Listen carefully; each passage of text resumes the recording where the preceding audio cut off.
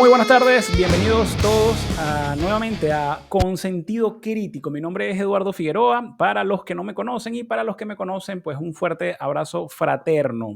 Siempre agradeciendo de antemano todo lo que ha sido la recepción, lo que ha sido el apoyo en las últimas semanas que he estado haciendo estos intentos que fueron frustrantes con el tema de los live, pero ya lo dominamos. El día de hoy un programa súper interesante, lunes liberales o lunes político, con un invitado que ya muchos conocen, que se llama Jesús Pérez de la Riva. Jesús, hermano, muy buenas Saludos, tardes, ¿cómo Eduardo. estás? ¿Cómo están esos calores por allá, Pues por la mira, costa? el clima ha mejorado un poco, ¿no?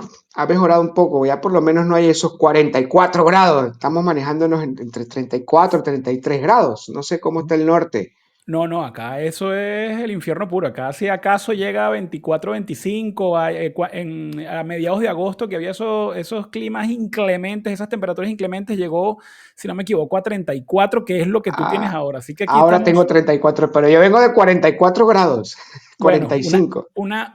dirían en nuestra tierra, una vainitica. Y en Mira, Sevilla Jesús, estuve en 50 ¿en hace serio? 2 semanas.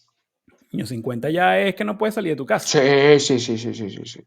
Mira, Jesús, bueno, ya Jesús sabe lo que vamos a hablar, además que cada día son más las personas que están pendientes de las tertulias que nosotros vamos desarrollando. Cuando digo nosotros, tú y yo, y los lunes ya ha ido quedando fijo estos conversatorios. En algún momento, Jesús, nosotros comentamos de lo que se hizo en Argentina con Milei, que se habló de un grupo de 100 personas. Yo siempre aclaro, pues a lo mejor fueron 120, a lo mejor fueron 80, pero se habla de un grupo de 100, alrededor de 100 personas. Llama la atención, hoy vamos a ver un video de una entrevista que le hacen al asesor económico de Johannes Kaiser. Johannes Kaiser es el candidato libertario que está en Chile, que por ahí leí un artículo que ha perdido un poco en las encuestas. Esperemos que resulte, que pueda levantar y resulte el vencedor porque tienen proyecto y nosotros queremos hablar hoy de proyecto, de algo que no se tiene en Venezuela porque todavía estamos en un país o todavía estamos desarrollando en estos últimos 26 años esta política de país bananero donde se habla del hombre fuerte o de la mujer fuerte ahora y se habla es de deificar las figuras y no hablar de cómo es que se va a solucionar este problema, sino de que, bueno, es la persona y tenemos fuerza y fe y tenemos esperanza de que la persona eche para adelante, pero eso va mucho más allá. Hay personas que me han escrito en los lives, Jesús, y han dejado por allí, un par de personas realmente, donde dicen, hablen de lo de los 100, hablen de lo de los 100 porque en Venezuela se tiene que hacer, y valga aclarar, se están llevando algunas iniciativas para hacerlo, para desmontar el Estado que hay, la locura que hay, el gobierno, y luego empezar a armarlo como un rompecabezas, pero con lo que se requiere. Jesús, ¿qué nos puedes decir tú, dándonos una introducción antes de ver el video que va a ser por partes para no alargarlo tanto, de estos grupos y de estos proyectos para solucionar los problemas que hay en nuestro particular y lo que nos atañe en Venezuela? Sí. Bueno, mira, Eduardo, lo que pasa es que te estaba hablando de los dos conceptos, descriptivo y prescriptivo, ¿sí? Yo voy a tratar de hacer un poco descriptivo, más no prescriptivo. O sea, no voy a decir, mira, los venezolanos debemos hacer esto, sino voy a hablar más que todo es de lo que ha ocurrido en otros países y que nosotros tenemos que tomar, eh, vamos a decirlo así, como ejemplos y hacer, como yo siempre digo, un proyecto que lo estamos viendo en otro país y ponerle sabor a arepa, como digo yo, hacerlo venezolano, ¿sí? Entonces, ¿qué ocurre, Eduardo? Países en donde, eh, por ejemplo, en Europa del Este, en donde había comunismo, que inclusive, Eduardo, era más profundo el sistema estatista metido en la sociedad, lograron superar esto. ¿Y cómo lo hicieron? Por eso yo voy a decir, o hablo nuevamente de que yo describo el asunto. Ellos empezaron, unos grupitos así como tú y como yo, ¿sí? Conversando, y empezaron a tratar, en ese entonces no había Google, no había esa forma de tan fácil ahora, pareciera que lo fácil que es ahora conseguir información como que no nos ayuda, porque tú puedes googlear hoy o tú puedes meterte a la inteligencia artificial y preguntarle cuál es el mejor sistema de salud del mundo, cuál es el mejor sistema de justicia del mundo, cuál es el país con mayor Producto Interno Bruto, dónde los países tienen mayor ¿qué te digo yo? El ciudadano de ese país es con más dinero, con mayor poder adquisitivo, y cómo lo hicieron, cómo lo hacen. Y nosotros no nos detenemos un momento, sino que vivimos en esta politiquería y no nos detenemos un momento a ver cómo lo hicieron o cómo lo están haciendo. Entonces resulta de que hay algo que es común, un común entre todos los países estos que han superado estos sistemas empobrecedores llamados socialismo, comunismo, estatismo, en sus dos variantes, siempre lo digo, sus dos variantes no, en sus dos caras. El socialismo, el estatismo tiene dos caras, el socialismo y el mercantilismo. Entonces, por lo general empieza así, como estamos tú y yo hablando, es lo que uno ve que es muy común, y empieza eh, grupos o personas que tienen experiencia o que tienen conocimiento en ciertos temas, por ejemplo, en economía, en temas militares, como en el caso tuyo, en temas en educación, en administración pública, etcétera, etcétera, y empiezan a dar ideas y de ahí parten a hacer un documento. Y ese documento, por lo general, por ejemplo, el de Checoslovaquia, si no, no mal recuerdo, se llamaba la Carta 77. Redactan unos documentos, redactaron un primer documento sencillo, 4 o 5 páginas, que tú puedas allí concentrar primero tu posición, o sea, somos antiestatistas, somos anticomunistas, somos eh, anti-mercantilismo, pero claro, todo eso tiene sus conceptos, entonces es donde viene la fase de comunicación que tú eh, eh, permite que unos te escuchen, así sean pocos, pero que ellos se vayan precipitando en una organización, hasta que por fin empiezan a hacer un documento un poco más serio y se pasan por fases. Sabes que la planificación tiene 3 fases, que me corrijan los contadores y los administradores, tres Y los fases expertos en elementales. planeación. La planificación estratégica, la planificación, o sea, de arriba hacia abajo, la planificación estratégica, la planificación táctica y la planificación operacional. Entonces van pasando el documento por esos 3 etapas de planificación hasta que sale una resultante de un documento bastante técnico, bastante bien elaborado. Ahora, eso, por ejemplo, para no ir muy lejos y no venirnos acá a Europa, sino quedarnos en Hispanoamérica, Suramérica, ocurrió en el caso de Milei. Mira, el caso Milei y lo que está pasando con Johannes Kaiser, yo quiero resaltar que Milei no llegó a ser Milei, ni Johannes llegó a ser Johannes de un día para otro, sino que ellos estuvieron alrededor de 12 a 15 años dándole a las redes, dándole a las reuniones, comunicándose unos con otros. Y como te digo, fue decantándose y hasta que se organiza el primer grupo, que es el grupo de los 100. ¿Qué contiene ese grupo de los 100? Claro, como tú decías, no necesariamente tiene que ser 100. Se le dice de los 100 porque se supone que es la vanguardia. Eso sirve para 2 cosas, Eduardo. Número uno, para generar los documentos y la teoría necesaria. Tú tienes que pensar, por ejemplo, en Venezuela, cómo vas a arreglar el problema que te digo yo de electricidad, ¿sí? Pero más allá del tecnicismo, tú tienes que eso enmarcarlo dentro de un gran proyecto. Porque si tú me dices, no, mira, es que se necesitan 20.000 millones de dólares para arreglar el problema de electricidad en Venezuela, ¿de dónde lo vas a sacar? Y si vas a seguir haciendo o vas a tener el mismo, vamos a decirlo así, la misma forma en que manejaste durante 70 años el sistema eléctrico, si solamente va a estar concentrado el problema del gas. Es más claro verlo en el gas. En Venezuela el gas, por ejemplo, hay una sola empresa que producía gas durante 70 años y era Petróleos de Venezuela. Ahí no había posibilidades de que otra empresa produjera gas.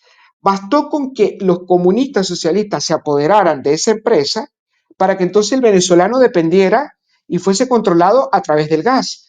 Entonces, el proyecto del gas no puede estar aislado, sino que hay que pensar de dónde surgió el problema, por qué pudimos ser controlados a través del gas. Yo te doy la bombona de gas si te inscribes en el Partido Socialista o si tienes el carnet de la patria. O sea, cómo nos controlaron a través de un producto, de un bien, en este caso el gas.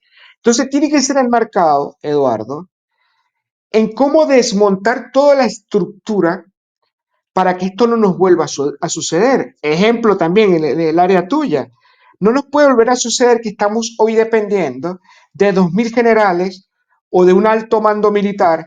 Eso no nos puede suceder más nunca. O sea, tenemos que ver cómo volvemos a ver o visionamos la Fuerza Armada para que el país entero, todo el andamiaje social dependa hoy solamente de la Fuerza Armada.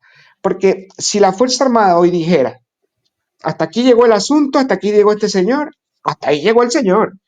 Entonces concentramos ese poder violento en la Fuerza Armada y ese poder concentrado allí, ahora, ¿cómo lo derrumbamos? Ahora tenemos que irnos más allá. ¿Y cómo vamos a hacer para después, para diluir ese poder? Entonces, por supuesto, ahí tienen que sentarse militares en ese grupo de los 100, personas que Economistas, economistas, políticos, bueno, militares, gente que sabe de gestión pública, pero gestión pública, a ver, ese es otro punto. profundo. El tema de O, las reformas fiscales que es importantísimo, que de hecho eso habla este asesor económico. Y Jesús, disculpa que te ataje. Mira, a mí me gusta siempre ser muy gráfico en los ejemplos y hay algunos suscriptores que me dicen, Eduardo, me gustan los ejemplos que pones. Entonces, bueno, me guío por eso, ¿no?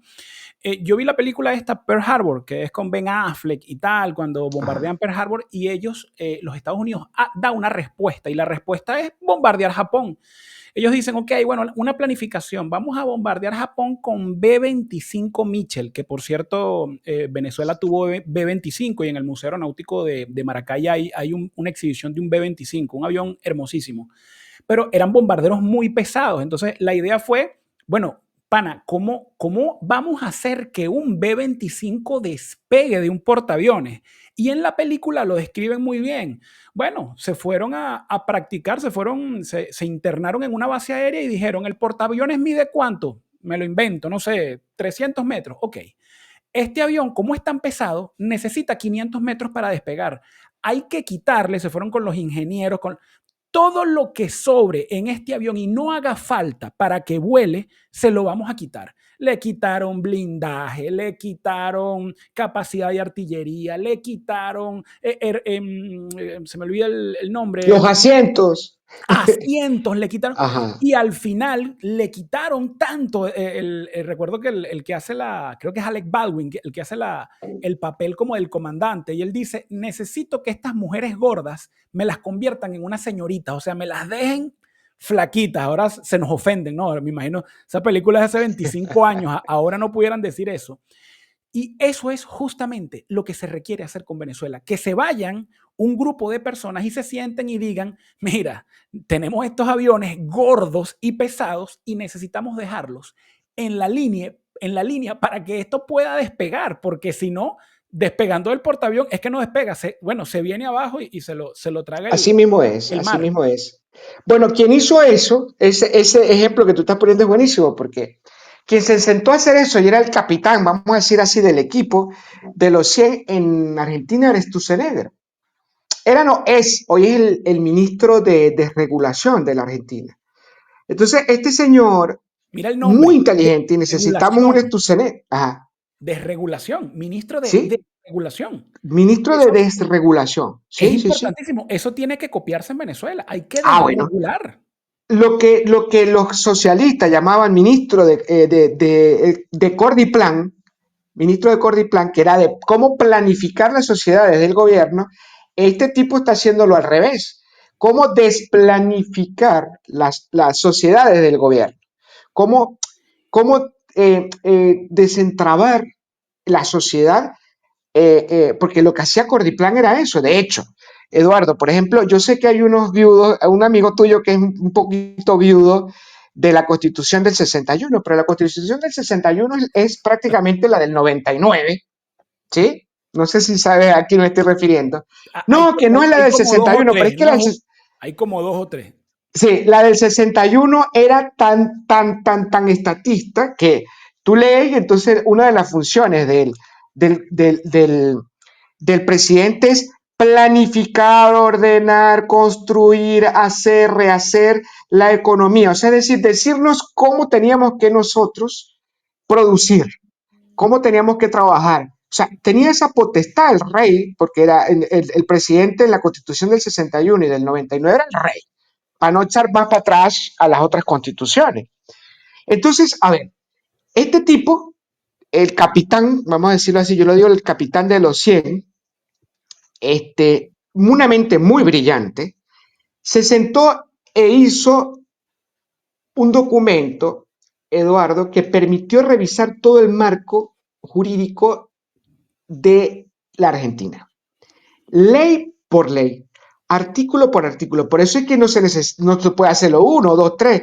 Tienen que haber un equipo grande sentado revisando ley por ley para saber qué ley había que derogarla y que igual abrogarla. Abrogarla es eliminarla y derogarla es cambiarla, cambiarle, quitarle artículos o ponerle, sustituir palabras.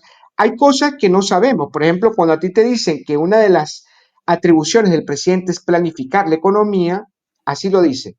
Pero eso quiere decir, Eduardo, que el presidente está en la capacidad, mejor dicho, en la capacidad, no, puede arrogarse en algún momento la posibilidad de decirte que puedes comer tú y que no puedes comer, que puedes comprar, que no puedes comprar, que entra al país y que no entra al país, que sale del país y que no sale del país, cuánto tienes que pagar por impuestos. Imagínate que esa potestad la tenga, es un rey prácticamente, porque puede hacer contigo lo que le dé la gana.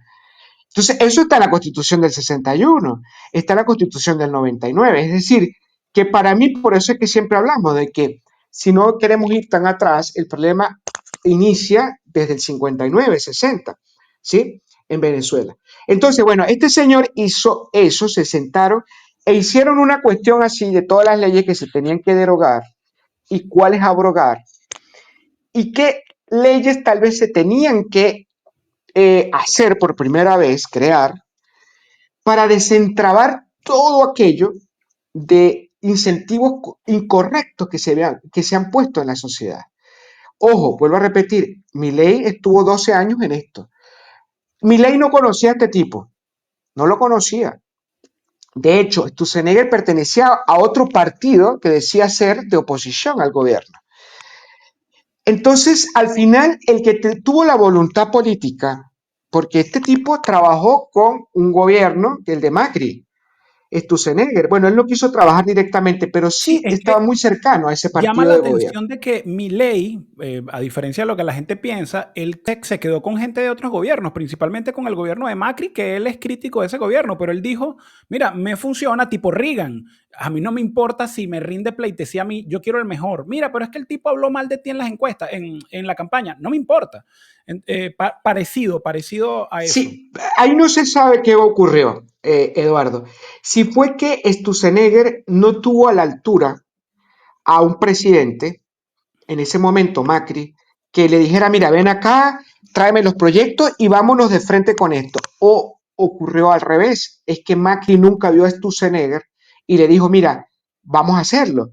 En este caso ocurrió que se alinearon y el presidente con eh, con la intención correcta y la voluntad política de hacerlo, buscó a esta gente que había hecho el análisis. Te digo eso, Eduardo, porque en Chile está ocurriendo hoy en día el fenómeno de los 100. En Argentina ocurrió, de hecho, después al final se alinearon en Argentina y yo podría decir que el gabinete del presidente Milei, que no es perfecto, pero considero de que están trabajando de forma correcta y en dirección correcta con base a un proyecto y de gente que salió de ese grupo de los 100. En Chile está sucediendo lo mismo y claro, en la medida en que tú ves que hay una experiencia que funciona, por eso hablaba yo al principio del ser descriptivo, en la medida en que tú ves que esa experiencia funciona, ¿qué están haciendo los chilenos? Están haciendo lo mismo. Una de las cosas que tú me dices que las encuestas, Kaiser, Johannes Kaiser, no ha remontado. Pero está haciendo algo, Eduardo, que es ganar terreno político. Claro, El tipo, ya por eso es eso es que no bastante. Ya eso es necesariamente tú bastante. tenías que ganar el 28 de julio las elecciones. Tú tenías que ganar el 28 de julio, era terreno político. Es decir, llevar una idea a la población venezolana, despertar una iniciativa y decir, mira, hay una forma diferente de que la sociedad funcione, ¿sí? O mejor dicho, no diferente de que funcione, sino de verdad que hay una idea que permite que la sociedad funcione y que el individuo, el venezolano, salga adelante, ¿sí? Sin depender del gobierno. Y esa idea no fue puesta el 28 de julio, Eduardo, ni tampoco ha sido puesta por la clase politiquera venezolana durante estos últimos 25 años. O sea, no ha habido voluntad política de decir, vamos a mover, ¿sí? La aguja del reloj para el otro lado, para el lado contrario. O sea, si esto no funcionó, ellos dicen todos los días, esto es socialismo del siglo XXI, somos socialistas, somos de izquierda, mira cómo tienen el país, mira lo que hicieron. Entonces, eh, a ver, ¿qué es lo contrario de la izquierda? Pues la derecha. Entonces, eso nos da vergüenza. ¿Cómo nos va a dar Sí, sí, vergüenza tienen de decir miedo. que esta vaina está mal, que es de izquierda, ellos lo dicen? Buscamos las recetas, porque esa es otra, eso te dice la inteligencia artificial hoy, el Google. ¿Qué es lo que pasa en un país cuando se aplican ideas de izquierda? Mira lo que sucede. Y eso es así, entra el país en esto y termina siendo esto, siempre. Claro, pero es que el debate, Jesús, complementar un poco ahí, decía Antonio Escotado, que es un filósofo extraordinario, que él dice, yo soy converso porque Español, español, fui comunista, pero luego escribió lo que yo afirmo que es la obra más completa en el mundo sobre lo que son las sociedades, por decirlo de una manera, de economía estatista a las que son las sociedades liberales. Y él se viene desde Roma para acá y él dice, mira, la primera referencia que hay a la regulación fueron los economatos de Roma. Y ya hay referencias históricas. Alguien dejó escrito que cuando el emperador regulaba algo para que se vendiera en el economato, adivina qué pasaba, se agotaba, había escasez. Eso había está en la escasez. historia desde que el mundo es mundo. Correcto. Pero Ahora, bueno, también sí, está en sí, la historia, desde que el mundo es mundo, como tú lo estás diciendo, estoy yo como los contrapunteos de estos llaneros sabrosos.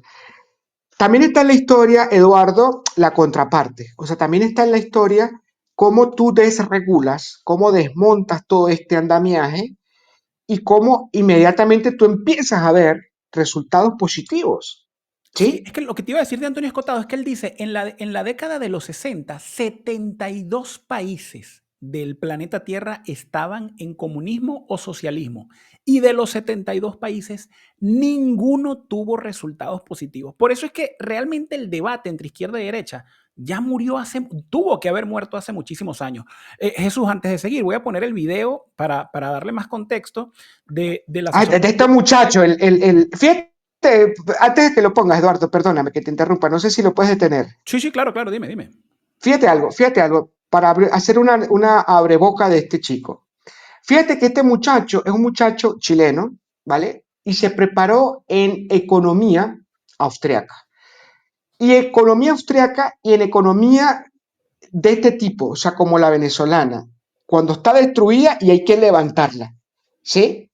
Es decir, lo que llamamos nosotros entrenarse en economía sin dinero, en economía pobre, cómo hacer que los ciudadanos se enriquezcan partiendo de esa época, desde ese punto. Porque no es igual que tú quieras que hoy los suizos se enriquezcan cuando ya son ricos, ¿sí? A que tú trates de enriquecer a los haitianos o tratar de hacer Claro. enriquecer a los, a los venezolanos. Vamos a escuchar al muchacho que viene de los 100 chilenos. Dale, dame un segundo para colocarlo acá, porque no sé por qué me está dando un poco de guerra esto para colocarlo. A ver Bueno, si me... para que tú veas lo que son las experiencias. Estos muchachos han ido a la Argentina. Estos muchachos se han sentado con los 100 argentinos. Y te doy hoy una buena noticia. Ese documento de cómo revisar el marco jurídico de Venezuela, cómo clasificar las leyes e ir paso a paso, artículo por artículo. O sea, el documento que le permite revisar todo el marco jurídico venezolano, ya está prácticamente elaborado, ¿sí? Es decir, y cuando digo que está prácticamente elaborado es porque hay que afinarlo con otros 5, 6, 10 personas más para que nos permita ese documento revisar el marco jurídico venezolano, Pero desde la Jesús, Constitución para abajo. es que hay muchas personas que llevan proyectos que ni se conocen, lo que es reforma judicial, reforma militar, lo que es que sentarse. Mira, acaba el video, voy a ir moviéndolo porque Vamos a verlo. de veintitantos minutos, pero voy a colocar solo extractos de minutos, de acuerdo a lo que tengo anotado acá.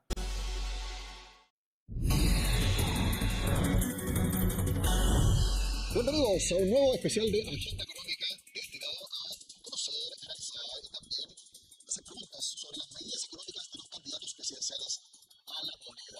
En esta ocasión vamos a conversar con el que un medio escrito describió como el orejero económico de Johannes Kaiser. Me refiero a Víctor Espinosa, a quien le agradezco que nos acompañe. Víctor, bienvenido a CNN Chile. Hola Nicolás, muchas gracias por la invitación, un placer estar acá con ustedes. Víctor, tú eres actualmente investigador de la Universidad del Desarrollo, profesor de esa universidad, también de la Universidad Autónoma, ingeniero comercial de la Adolfo Ibáñez, magíster en economía también de políticas públicas. Cuéntanos un poco sobre tu expertise y también cómo fue este acercamiento con el candidato del Partido Nacional Libertario. Bueno, yo trabajo en la academia desde el año 2016, siempre en el área de economía, crecimiento económico y desarrollo económico.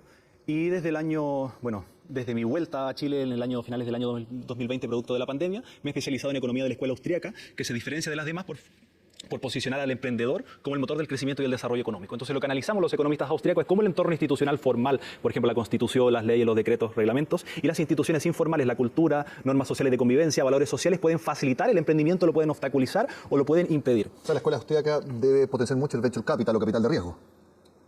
Generar las condiciones para que la gente pueda lograr sus objetivos de la vida. No solo tanto a través de inversionistas ángeles, sino que en todo esto hay mucha pyme, mucho capital semilla de Corfo, por ejemplo. Liberar el potencial humano. Sí. Semana de enero de este año, me llama una persona, Johannes Kaiser, me dice, Víctor, me han hablado de ti, quiero que nos reunamos a tomar un café en la cafetería Múnich, en Providencia, porque quiero que hablemos del futuro. Y ahí se sumó. Y ahí me comentó que va a ser candidato presidencial, que es de una ideología libertaria, que tiene un partido que se llama Nacional Libertario, que está creciendo como la espuma, y que quiere implementar las propuestas que hemos venido levantando desde hace mucho tiempo. Partamos entonces con esas propuestas. Sí. Ustedes quieren bajar los impuestos a las empresas fuertemente, de 27 a 15%. Efectivamente, y es lo que tenía Chile cuando era uno de los países más competitivos fiscalmente a nivel corporativo del mundo. De hecho, queremos una tasa de impuesto corporativo, es decir, para las micros, pequeñas, medianas y grandes empresas, de 15%, sí y solo si retira su utilidad de su empresa. Pero si la reinvierte, el impuesto corporativo va a ser cero, y eso es lo que tenía Chile cuando era un país de los más competitivos, y es lo que tiene actualmente Estonia, que es el líder en competitividad fiscal del mundo, etcétera. Expandirse, crecer. Nosotros queremos que las micros sean pequeñas, que las pequeñas sean medianas y las medianas sean grandes. Y los estudios internacionales muestran que eso tarda aproximadamente en promedio 3 generaciones. Entonces nosotros, como no somos políticos y no nos interesa hacerlo, tenemos una visión de 50 años, no solamente la visión miope del político tradicional. Entonces cuando yo le explicaba nuestro plan económico de sentido común para que Chile sea un país desarrollado, nos decía, pero tú quieres lograr el superávit fiscal, reducir el gasto público durante el gobierno. Y si lo haces el primer mes. Entonces lo que estamos haciendo como Partido Nacional Libertario es siguiendo la metodología que utilizó Federico Sturzenegger para tener el 12 de marzo el plan A, que es la ley ómnibus, la ley de leyes, que es una ley que va a incluir reforma tributaria, laboral, educacional, de seguridad. Si lo entendí bien, sí. En ese plan A es ya tener todas las leyes escritas. Pero superávit fiscal el primer mes. A eso estamos apostando. Ya, pero eso van a requerir un recorte, sí, entre ni cuatro. siquiera como describirlo para que, sí. Porque tiene que ser enorme. Exactamente, de hecho el déficit, bueno, es que no estamos preparados incluso para el peor escenario, porque supuestamente este año... No. El plan B son los decretos, que son iniciativa exclusiva del presidente, y eso lo vamos a lanzar todos los decretos el 12 de marzo. Por ejemplo, hay reformas que para nosotros son claves como la tributaria, y supongamos que los políticos no quieren bajar los impuestos a los emprendedores ni a las familias chilenas. Entonces vamos a hacer una consulta popular no vinculante, en caso de reforma tributaria, en la página del Ministerio de Hacienda, donde la gente va a poder votar con su clave única. Si quiere, está la ley, va a entregar su opinión. Su opinión. Y eso nos va a servir como insumo para demostrarle a los políticos que son unos delincuentes y que se esconden detrás de los pobres para mantener sus privilegios de casta. Bueno, exactamente. ¿Qué ministerios dejarían? Bien. Los 9 ministerios son los siguientes. El primero va a ser el Ministerio del Interior, que va a incluir Interior, Secretaría General de Gobierno y Secretaría General de la Presidencia. Toda la moneda. Exactamente, un ministerio, porque es un ministerio político. El segundo, bueno, Ministerio de Justicia va a quedar igual. Ministerio de Seguridad se va a unir con Defensa, es decir, la seguridad la vamos a despolitizar, bien, porque nunca hemos visto corderos atrapando lobos. Entonces, haciendo alusión a un ministro actual. Exactamente, exactamente. Nunca hemos visto cordero atrapando. Entonces los vamos a despolitizar para que puedan hacer su trabajo como corresponde. Luego vamos a tener el Ministerio de Hacienda, que se va a mantener. Ministerio de Economía, que va a incluir minería, energía, agricultura, medio ambiente y economía. Ok. Bien, ¿por qué? Porque ahí está toda la permisología, entonces necesitamos juntarlos, porque son ministerios técnicos, juntarlos para avanzar en este pilar 2, que era la eliminación de la permisología. Luego vamos a tener el Ministerio de Desarrollo Humano, que tiene como objetivo la superación de la pobreza y empoderar a la gente más humilde para que pueda lograr sus proyectos en la vida. Me imagino que desarrollo social y trabajo. Desarrollo social, trabajo, educación, mujer, cultura, deporte, ciencia y tecnología. Porque vamos a integrar la visión de la educación pública en Chile con la visión del trabajo y con la ciencia y tecnología, con el sector productivo. Creo que ahí están todos, me parece. Bueno, queda- No, luego queda relaciones exteriores, bueno, y no sé. No, Bienes nacionales, me suenan. bueno, bienes nacionales, bueno. Ministerio de Infraestructura, que va a el incluir bienes nacionales, MOP. obras públicas, transporte y telecomunicaciones y vivienda y urbanismo. Más que eliminar directamente algún ministerio, es fusionarlos Sí. dentro de nuevos... Para optimizar su gestión. Optimizar Porque gestiones. vamos a liberar el potencial humano. ¿Y por qué es importante lo que estamos diciendo? Porque ninguna otra candidatura lo va a poder hacer. ¿Por qué? Porque tiene a toda su gente adentro, le debe favores a todo el mundo. Para eso es condición necesaria llegar a acuerdo con los otros partidos de la actual oposición, Partido Republicano, Chile Vamos, para tener votos en el Congreso. Sí, sí, Chile Vamos va a tener una oportunidad histórica para expiarse de todos sus pecados y por haber votado tan mal como la reforma tributaria de Bachelet, que destruyó la economía, la reforma laboral, que hizo más difícil contratar y despedir, la reforma educacional, que destruyó la educación pública, los dos procesos constitucionales, la reforma de pensiones, que no tiene financiamiento, y podríamos continuar todo el día. Ya claro, lo de la reforma de pensiones. Y ya que estamos hablando de pensiones, Bueno, y además en pensiones lo que vamos a hacer, estamos mirando el ejemplo de Australia, que ¿Ya? en Australia es más de 360 fondos para las pensiones, no 5 como acá. Bien, entonces lo que vamos a hacer es que todas las instituciones que están certificadas por la CMF, que están en el mercado financiero, van a poder ofrecer planes de pensiones. O sea, Y que la gente aumentar la oferta, competencia para la aumentar AFP. la oferta, eliminar el oligopolio que hoy son las AFP y que la gente elija. mencionó el Banco Central. Porque el control de la tasa de interés es un control de precios. No, pero le pregunto porque usted es de la escuela también de Javier Milei, Sí. muy cercano a él, y él quería eliminar el Banco Central en Argentina. ¿Está dentro de la idea de usted? No está en el plan de gobierno, pero mi opinión sobre el Banco Central es pública, está en mi libro. ¿Pero cuál es? ¿Cuál es su opinión? ¿Sí? Bueno, ¿Que no debería existir? bueno lean, búsquenlo No, en el pero libro. no, sí. No, porque siempre... ¿Que no debería, no, pero cree que no debería existir el Banco Central? Porque eso es lo que opina Javier O Milei. sea, si quieres erradicar la inflación y que la tasa de interés sea la tasa de interés de mercado y por lo tanto no genere ciclos económicos y cada cierto tiempo tenemos un auge artificial y luego una crisis financiera y recesión económica, así se elimina eso. Pero por eso le pregunto. Usted dice que le gustaría ser ministro de Hacienda. Si fuera ministro de Hacienda, ¿impulsaría un proyecto de ley para eliminar el Banco Central? No. No está en el programa. Por más que lo vea usted como un Si a mí me lo escollo pides- para el desarrollo económico. Si a mí me lo piden, lo cierro, pero no me lo han pedido. Mira, Jesús, aquí termino. No sabía que tú no lo estabas escuchando, porque, bueno, igual la persona, para que los suscriptores sepan, la persona que me comparte esta entrevista es Jesús. Y aquí realmente él lo que dice es cómo se han venido organizando y cómo ellos van a desmontar todas las reformas que han ido regularizando y que han ido asfixiando al Estado. A mí, una de las cosas que me llamó la atención allí, Jesús, que tú la escuchaste, bueno, en el momento en que lo viste, no ahora, es que él dice, mira, los impuestos a las empresas van a bajar del 27 al 15%, porque ellos hablan de lo que es realmente el emprendedor, que es el que hace que se mecanice el movimiento de dinero en el país. Y el tipo dice, con frases maracuchas, con un par de cojones, ¿sí? Y si la persona, la empresa, reinvierte su capital en sus mismas operaciones, pues para ampliarlas, para contratar más personas, 0%. Y habla del ejemplo de Estonia para ponerse a la par o hasta mejor que Estonia. Bueno, esto no me voy a poner a explicarlo porque se explica por sí solo y además nuestros suscriptores de verdad Sí. que lo entienden bastante bien. Estoy frisado. Ok, déjame ponerte por acá. A ver, porque yo te veo. Ok. Ahora No, sí, ok. Bueno, ahora se pondrían sí. a la par de Estonia. El reducir el gasto público, Jesús, hay una cosa ahí que el mismo presentador dice, pero ¿qué estás diciendo? El tipo dice, mira, hay que reducir el gasto público, corregir el déficit fiscal. Entonces el tipo dice, bueno, en el gobierno, ¿no? En 4 años, creo que es el de Chile. Y el tipo, sí, pero es que lo podemos hacer en un mes. Entonces el presentador se queda como, ya va. Es que no, el tipo quedó descolocado y el tipo, sí, lo podemos hacer. Y entonces le va explicando cómo desregularizar y corregir el déficit fiscal en un mes. En un Y mes. una de las frases cohetes que el tipo dice ahí, sí, es que lo que estamos haciendo es que aquí la gente no dependa del Estado. Aquí que cada quien sea dueño de su destino y haga lo que le venga en gana. Y el tipo dice, ninguna otra candidatura lo va a poder hacer porque todos ya forman, muchos de ellos están dentro del gobierno y forman parte del problema y ya están endeudados con un poco de gente, pero no estamos hablando de deudas económicas, que también las Vale. tienen, sino de deudas morales, que es lo que decía Giuliani, republicano. Yo leí un libro de Giuliani estupendo y el tipo decía, coño, a mí la gente me dice, coño, Giuliani, él fue el alcalde de New York por como 3 mandatos y le tocó las Torres Gemelas. Tipo dice, la gente me dice que por qué yo no soy demócrata si yo tengo perfil de demócrata. Y el carajo dice eso.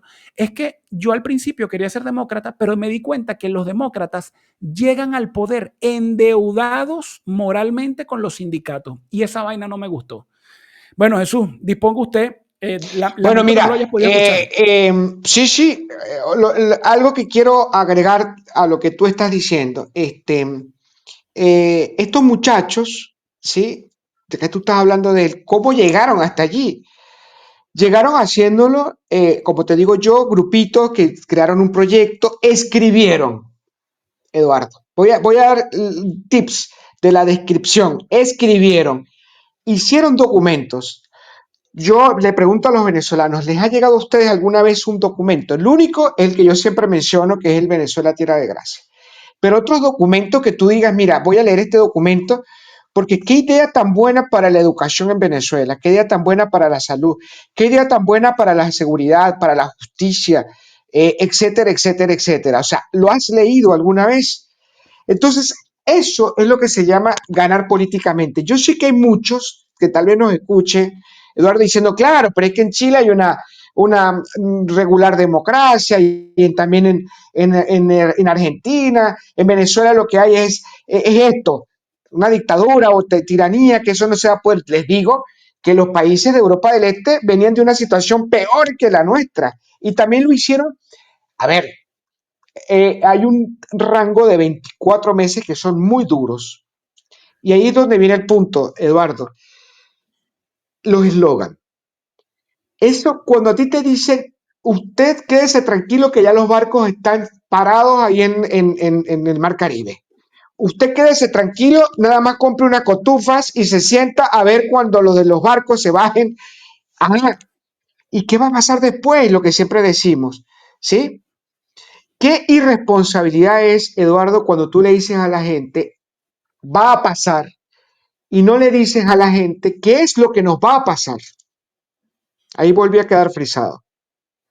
Ok, te comparto ahora. Mira, Jesús, para dar contexto ahí, yo estoy colocando en mute este video que corrió mucho, porque en el programa pasado, hablando de la irresponsabilidad de las cosas, este video corrió con mucha irresponsabilidad porque se dijo que este era un discurso de Maduro donde él estaba renunciando y Es donde paja. él estaba, claro, estaba leyendo un discurso de Cipriano Castro y justamente había empezado a correr, todavía no, eso fue el sábado, no había explotado en las redes y bueno, tuve yo a bien que lo conseguí y lo comenté.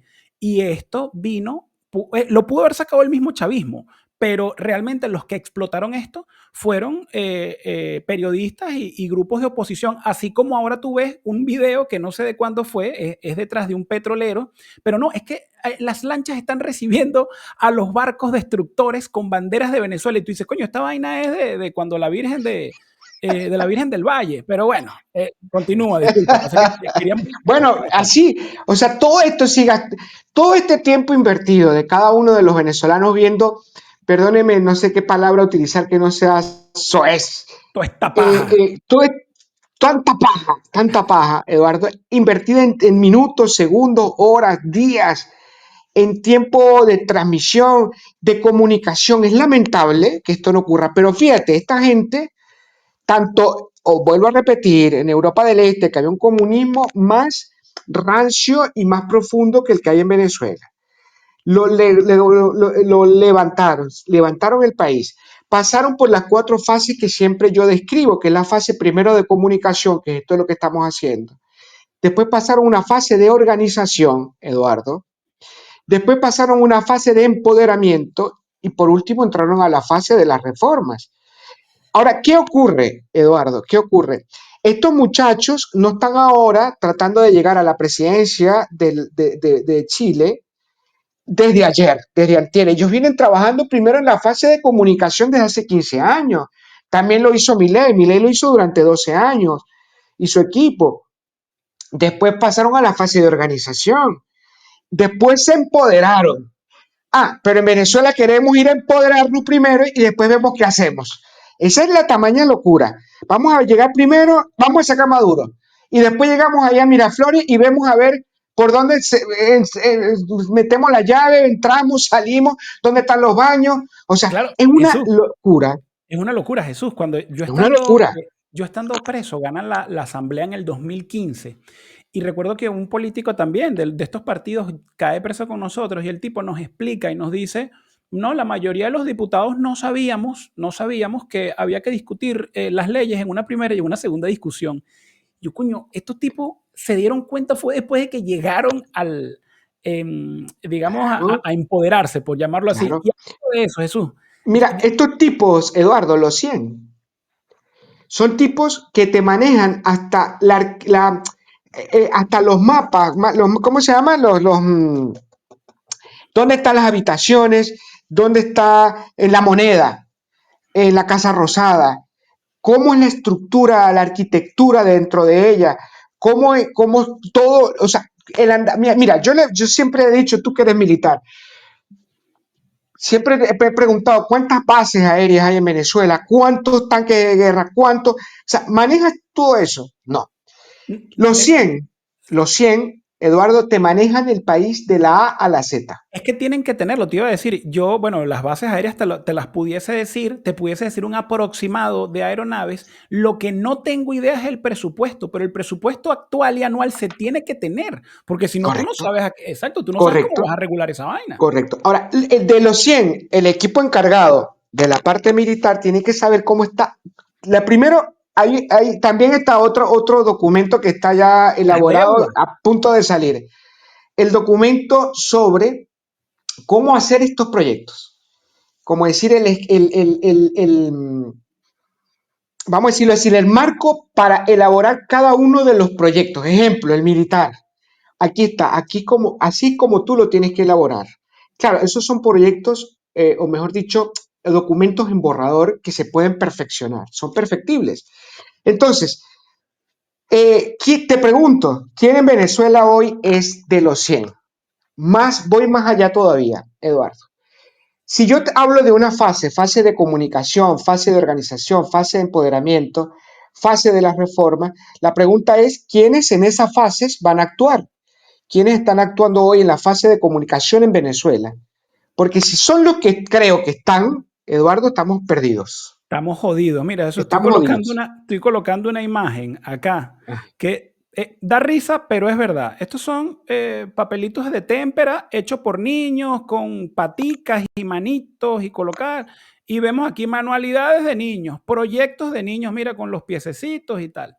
Yo pongo esto porque el fin de semana estaba hablando con una persona que está en Estados Unidos y me dice, mira Eduardo, no pudiese decir si es cierto o no, pero tengo entendido que ocurrió y ha venido ocurriendo, que le preguntaron a María Corina, los gringos, Estados Unidos, Trump, como tú lo quieras llamar, y le dijeron, ok, María Corina, mira, bien, nosotros tenemos, como ha dicho Trump desde su primer mandato, tenemos todas las opciones puestas sobre la mesa. Vamos a ver, dime qué tienes ahí de proyecto para el día después de. Y yo bromeando, entonces me dicen que María Corina no sacó una vaina ahí toda mal hecha, toda escueta de sus arcoíris, donde, bueno, es que vamos a gobernar con chavistas y tal. Y los gringos le dijeron, coño, chama, dobla esto, dobla eso, vete a tu cuarto, reflexiona y tráeme algo mejor hecho. Entonces yo mamando gallo, bromeando, yo digo, coño, se puso a hablar con los gringos y le sacó estos proyectos de témpera hechos con los pies.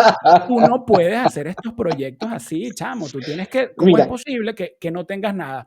mira. Hablaba también con otra persona que trabajó mucho tiempo con 20 Venezuela y actualmente está también en los Estados Unidos. Él me dice, coño Eduardo, yo me voy de 20 Venezuela porque al principio empezaron a trabajar con un grupo de jóvenes y no tan jóvenes del espectro liberal, del grupo de pensamiento del think tank, del centro de estudios Se Dice y tal. Y bueno, estaban todos muy alineados hasta que María Corina empezó con el deseo electoralista y les pateó la mesa y se fue con los socialdemócratas. Entonces, coño, son realidades que duelen, pero la gente tiene que saberlo. Jesús, 2 Correcto. minutos para cerrar el Para ir programa. cerrando. Entonces, mira, fíjate, otra idea que hay que poner. Esa organización, la de los 100, a ver, la pregunta es si esos 100 se montaron a hacer un equipo de fútbol o se montaron a hacer un equipo de béisbol. No, chicos, se montaron a hacer una organización política. Porque ese es otro mito y otra forma de manipular de los socialistas, Eduardo. No, yo no creo en los partidos políticos. A ver, ¿qué culpa tiene el sistema, o mejor dicho, el instrumento que se llama partido político? Como que tú tengas un tenedor y quieras comer la sopa con el tenedor.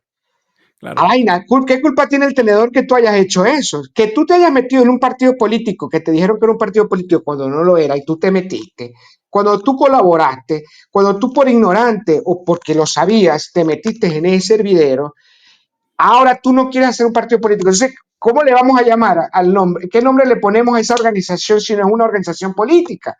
¿Correcto? con fines Esa es otra cosa que políticos. hay que desmontar, Eduardo. Yo no soy político, yo no me meto en política y yo no quiero formar un partido político. Pues ellos sí se van a meter en política, Eduardo. Y no Ellos sí tienen se van a miedo meter en a política. decir, los comunistas no tienen miedo a decir, vamos por el poder. Vamos, Mira, se organizan. hay un autor, no recuerdo ahora, sé que, no recuerdo ahora el libro, pero habla, que dice que, pues, y hace énfasis en Latinoamérica. Aquí en Latinoamérica el político es humildito. Bueno, yo voy a llegar, yo no es que quiera llegar, pero si yo llego, y tienen miedo de hablar del poder, porque el poder ha sido tergiversado y como todo ha sido una cloaca, la política latinoamericana, entonces intentan sacarle el cuerpo a la palabra poder. No, coño, el fin es político para acceder al poder y arreglar esta vaina. Y Correcto. punto. Eso Y es lo que hay que punto. hacerse. Eso es lo que hay que hacer. Otra cosa, Eduardo. Yo te voy a decir una cosa que es importante. Esta gente de los 100 estaban claros que el problema no era tanto llegar a gobernar, sino que los gobernados estuvieran claros de lo que iba a suceder una vez que ellos llegaran a gobernar. No sé si tú te acuerdas el primer día cuando le colocan la banda presidencial a Milei y él dice no hay plata. Hay Eso un se lo digo a meme, los argentinos. hay un meme de eso. Vale, y ahí ganó por ese discurso. O sea, y hoy qué le tenemos que decir a los venezolanos, no tenemos plata y lo que es peor, estamos endeudados hasta la coronilla. O sea, no hay plata. Entonces, ahora, no, las estrategias no se revelan, no sean estúpidos, porque eso es ser estúpido. ¿Cómo no vas a decir tú ¿Cuál es que tu plan? nosotros tenemos que salir de esta vaina y cómo vamos a salir? No de la fase de empoderamiento, sino te estoy hablando de a dónde vamos a llevar la sociedad venezolana, hacia dónde se va a llevar. Ah, que el empoderamiento no podemos decir si va a ser con una bala o va a ser con una cuerda o va a ser, no sé, con un machete o no, eso no lo sabemos, eso no lo sabemos, ¿vale? Tal vez en eso hay que dejar al grupo de los 100 una parte para que piense o vaya ideando cómo hay que empoderarse. Pero, primero tenemos que empoderar la idea a los venezolanos en la cabeza, metérsela en la cabeza. Y para eso está la fase de comunicación.